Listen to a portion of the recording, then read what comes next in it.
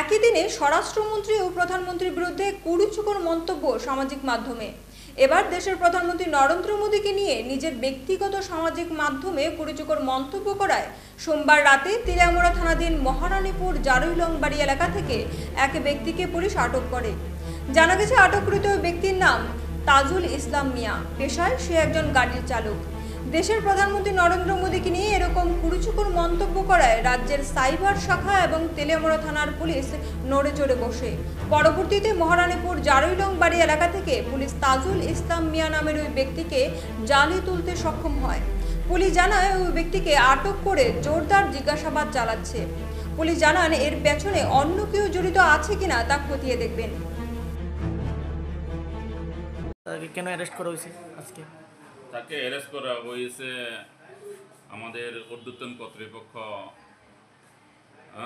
কর্তৃপক্ষ একটা খারাপ পোস্ট পেয়েছে। পাওয়ার পরে আমাদের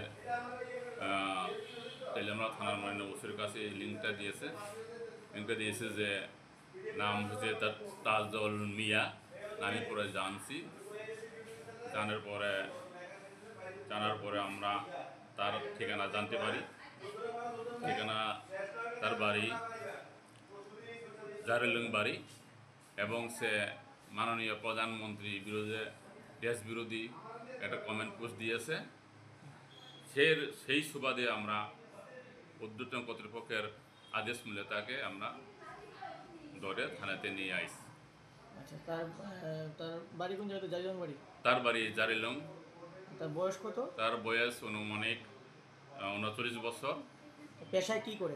পেশায় একজন গাড়ি চালক।